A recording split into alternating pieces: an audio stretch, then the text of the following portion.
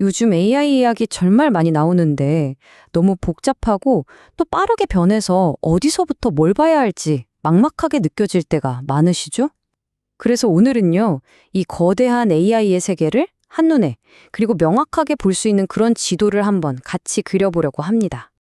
자, 이 숫자를 한번 보세요. 300에서 500%. 이게 뭘 의미하냐면요. 우리가 익습한 클라우드 시장이 1년에 한 10에서 15%. 그러니까 꾸준히 성장하는 동안에요. AI 분야는 이건 뭐 성장이라고 말하기도 그렇죠. 그야말로 폭발하고 있는 겁니다. 300에서 500%라니. 이러니까 예전에 쓰던 지도로는 지금의 AI 세상을 도저히 따라갈 수가 없는 거죠. 완전히 새로운 지도가 필요한 이유, 바로 이겁니다. 이걸 좀 더 쉽게 비유를 해볼까요? 클라우드 생태계는요, 이미 잘 닦여 있는 고속도로 같아요. 안정적이고 어디로 가야 할지 예측이 가능하죠. 그런데 AI는요, 아직 길도 제대로 안 난 거친 정글이라고 할 수 있습니다. 모든 게 혼란스럽고 어디서 뭐가 튀어나올지 모르죠. 하지만 바로 그렇기 때문에 엄청난 기회가 그 안에 숨어 있는 겁니다. 그리고 진짜 중요한 건 이 정글에서 누가 최종 승자가 되어서 가치사슬을 장악할지 아직은 정말 아무도 모른다는 거예요. 그래서 이 혼돈을 좀 정리해보기 위해서 오늘 우리는 AI 생태계를 총 5개의 층으로 나눠서 탐험해볼 겁니다. 먼저 AI 세계의 지도부터 그리고 가장 기반이 되는 레이어 1부터 시작해서요. AI의 두뇌인 레이어 2, 그리고 이걸 만드는 빌더들, 실제 적용 사례, 마지막으로 여러분을 위한 AI 전략 플레이북까지 차근차근 한번 올라가 보시죠. 자, 그럼 본격적으로 AI 세계 지도를 그려보겠습니다. 이 복잡한 세상을 이해하기 위해서 우리가 사용할 도구가 바로 AI 스택이라는 5계층 모델이에요. 이게 뭐 대단히 복잡한 건 아니고요. AI 생태계를 딱 5개의 층으로 나눠서 보는 건데 이게 아주 간단하면서도 강력합니다. 이 구조만 따라가면 기술이 어떻게 흐르는지 그리고 더 중요하게는 비즈니스 기회가 바로 여기에 있구나 하는 걸 발견하실 수 있을 겁니다. 네, 바로 이 5개의 계층이 우리가 오늘 탐험할 지도입니다. 1층 가장 밑바닥에는 하드웨어 같은 인프라가 있고요. 그 위 2층에서 AI의 핵심인 모델들이 만들어집니다. 3층과 4층에서는 개발자들이 도구를 가지고 솔루션을 만들고 전문가들이 그걸 돕죠. 그리고 마지막 5층 꼭대기에서 드디어 우리가 쓰는 AI 애플리케이션이 탄생하는 겁니다. 자, 그럼 가장 아래 1층부터 여정을 한번 시작해 볼까요? 자, 드디어 레이어 1, 바로 기반입니다. 모든 것의 시작이죠. AI 혁명이라고 말은 하지만 사실 이 모든 건 눈에 보이는 물리적인 것들 위에서 돌아가거든요. 바로 세상을 바꾸는 실리콘, 즉 반도체 칩과 거대한 클라우드 데이터 센터, 바로 그 이야기입니다. 지금 AI 시장은 그야말로 칩 전쟁 중입니다. 현재 절대 강자는 누구죠? 맞습니다. 바로 엔비디아입니다. 시장을 거의 독점하고 있죠. 그런데 여기에 AMD가 우리도 있다 하면서 MI300이라는 강력한 무기를 들고 도전장을 내밀었고요. 구글은 좀 달라요. 우리는 우리 갈 길 간다면서 TPU라는 자체 칩으로 자기네 서비스에 딱 맞는 최적화를 노리고 있습니다. 그리고 세레브라스나 그래코어 같은 아주 흥미로운 신생 기업들도 완전히 새로운 방식으로 이 전쟁의 판도를 흔들려고 하고 있어요. 정말 흥미진진하죠?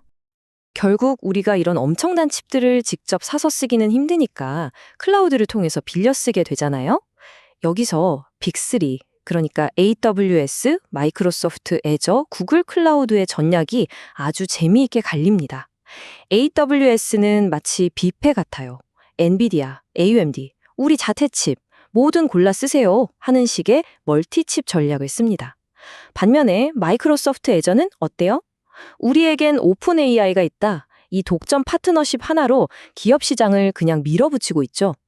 그리고 구글은 우리가 직접 만든 TPU와 딥마인드 기술력이 최고야 라면서 독자적인 기술력으로 승부를 보는 그런 구도입니다.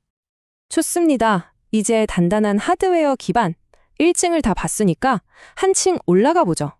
레이어 2, 바로 AI의 두뇌라고 할 수 있는 파운데이션 모델의 세계입니다. 여기서는 기술 자체보다는 이 모델들을 어떻게 가져와서 관리할 것인가, 즉 기업 입장에서 내려야 할 아주 중요한 전략적 결정들에 대해 집중적으로 이야기해 보겠습니다. 지금 AI 두뇌 시장은 거대한 사파전이라고 보시면 됩니다. 선두주자는 역시 오픈 AI죠. GPT-4 같은 최신 모델을 계속 내놓으면서 기술은 우리가 최고야 라는 걸 보여주고 있고요. 바로 뒤에서 엔트로픽이 우리는 안전이 최우선입니다 라는 차별점으로 바짝 추격하고 있습니다. 구글은요, 제미나이를 자기네 모든 서비스에 쫙 깔아버리는 막강한 생태계 전략을 쓰고 있고요. 마지막으로 메타는 라마3 같은 모델을 공짜로 풀면서 오픈소스 세계의 왕은 바로 나다 라는 야심을 드러내고 있죠.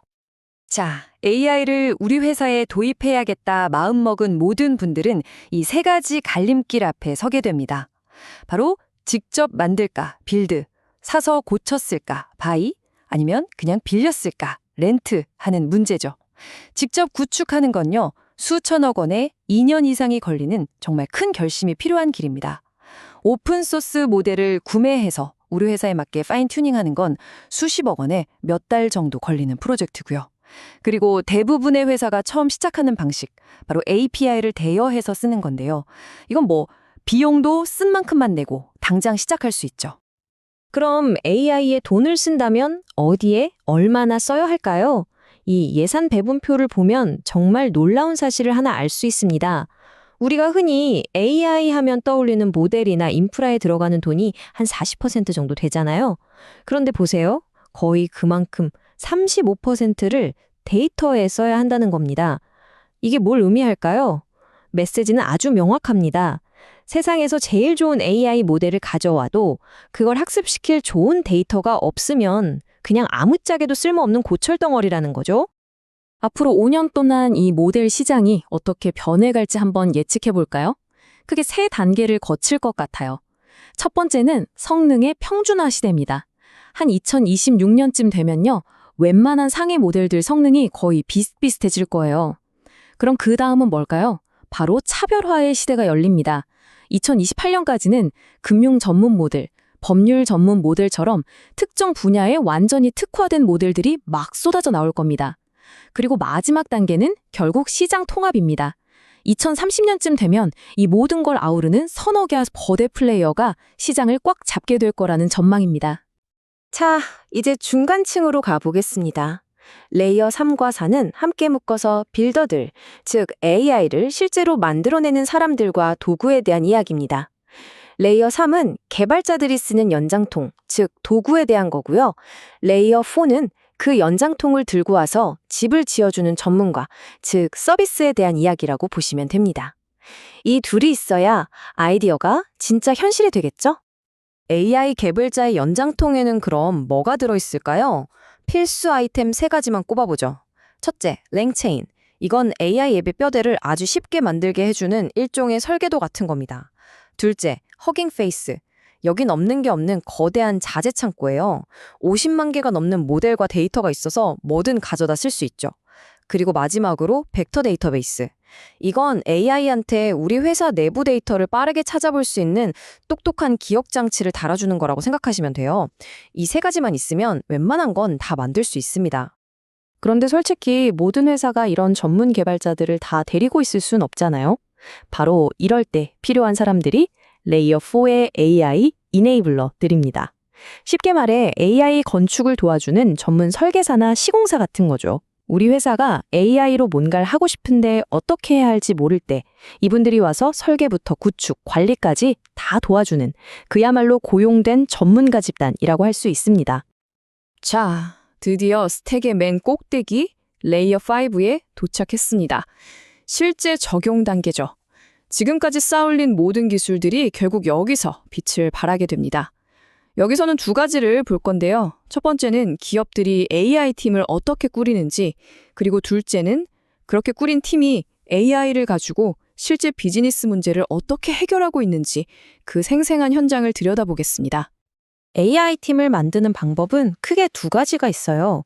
전문가를 한데 모아놓는 중앙 집중형이 있고 각 사업부에 흩어놓는 분산형이 있죠. 각각 장단점이 뚜렷한데 요즘 잘 나가는 대기업들은 대부분 하이브리드 모델, 그러니까 전문가 조직, 센터 오브 엑설런스라는 걸 만듭니다. 이게 뭐냐면 중앙에서는 큰 그림이랑 표준을 딱 잡아주고 실제 개발은 각 사업부에서 현장에 맞게 빠르게 하는 거죠. 말 그대로 효율성과 현장성 두 마리 토끼를 다 잡는 아주 똑똑한 전략입니다.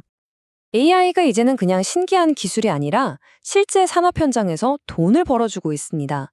예를 들어 금융에서는 사기 거래를 기가 막히게 잡아내고 제조업에서는 기계라 언제 고장날지 미리 알려주죠. 헬스케어에서는 의사들이 놓칠 수 있는 암세포를 찾아내기도 하고요. 그런데 여기서 진짜 중요한 포인트가 있어요. 산업마다 풀어야 할 숙제가 다 다르다는 겁니다. 금융은 AI가 왜 그런 판단을 했는지 설명할 수 있어야 하고, 헬스케어는 환자의 개인정보를 철저하게 지켜야 하는 것처럼요. 이 숙제를 풀지 못하면 AI 도입은 실패할 수밖에 없습니다. 자, 지금까지 우리 1층부터 5층까지 AI 스택을 쭉 둘러봤죠? 이제 이 모든 내용을 딱 정리해서 여러분이 바로 써먹을 수 있는 AI 전략 플레이북으로 만들어드리겠습니다. 각 층마다 무엇을 결정해야 하는가, 그리고 성공하려면 무엇이 필요한가를 명확하게 짚어드릴 테니 잘 들어보세요. 플레이북 첫 번째, 레이어 1 인프라입니다. 여기서 리더가 내려야 할 결정은 이겁니다. 우리 집을 어디에 지을 것인가, 클라우드에 지을지, 우리 땅 온프레미스에 지을지, 아니면 섞어서 쓸지. 그리고 성공하려면 딱 두 가지가 필요합니다. 첫째, AI 때문에 돈이 줄줄 새지 않도록 비용을 관리하는 능력. 둘째, 나중에 기술이 바뀌었을 때 쉽게 갈아탈 수 있는 유연한 구조. 이 두 개가 없으면 시작부터 삐걱거립니다. 플레이북 두 번째, 레이어 2 모델입니다. 핵심 결정사항 기억나시죠? 어떤 두뇌를 쓸 것인가, 직접 만들지, 사서 고칠지, 빌려 쓸지. 여기서 성공의 열쇠는요, 놀랍게도 기술이 아닙니다. 바로 두 가지. 얼마나 좋은 데이터를 가지고 있는가, 그리고 실패를 두려워하지 않고 얼마나 빨리 이것저것 시도해보는가 하는 문화, 이 두 가지에 달려 있습니다. 플레이북 세 번째, 레이어 3과 4, 바로 빌더들입니다. 여기서의 결정은 어떻게 만들 것인가입니다. 어떤 도구를 쓸지, 우리 힘으로만 할지, 아니면 외부 전문가의 도움을 받을지 정해야 하죠. 여기서 성공하려면 첫째, 개발자들이 신나게 일할 수 있도록 생산성을 높여줘야 하고요. 둘째, 여기저기서 중구난방으로 만들지 않도록 중심을 잡아주는 명확한 규칙, 즉 거버넌스가 반드시 필요합니다. 자, 드디어 마지막 플레이북 레이어 5 애플리케이션입니다. 1층부터 4층까지의 모든 노력이 바로 여기서 결실을 맺습니다. 여기서 내려야 할 결정은 그래서 이걸로 어떻게 가치를 만들 것인가입니다. 우리 조직을 어떻게 움직이게 하고 사용자들이 이걸 진짜 쓰게 만들려면 어떻게 해야 할까? 궁극적인 성공은 딱 두 가지로 증명됩니다. 첫째, 그래서 돈을 얼마나 벌었는가 하는 명확한 비즈니스 성과. 둘째, 사용자들이 와, 이거 진짜 편하다 하고 느끼는 뚜렷한 사용자 경험. 이 둘 중 아무리 하나라도 없으면 그동안의 모든 투자는 그냥 물거품이 되는 겁니다. 오늘 우리는 AI라는 거대한 세계의 지도를 함께 그려봤습니다. 하지만 이 지도는 계속, 아마 지금 이 순간에도 바뀌고 있을 겁니다. 이제 마지막으로 여러분 스스로에게 질문을 던져보셨으면 합니다. 이 빠르게 변하는 AI 지형도 위에서 여러분은 어떤 역할을 맡고 싶으신가요? 전체 판을 짜는 설계자가 되시겠습니까? 아니면 아이디어를 현실로 만드는 구축자가 되시겠습니까? 그것도 아니면 이 모든 도구를 현명하게 활용하는 사용자가 되실 건가요? 여러분의 선택이 바로 여러분의 AI 미래를 결정하게 될 겁니다.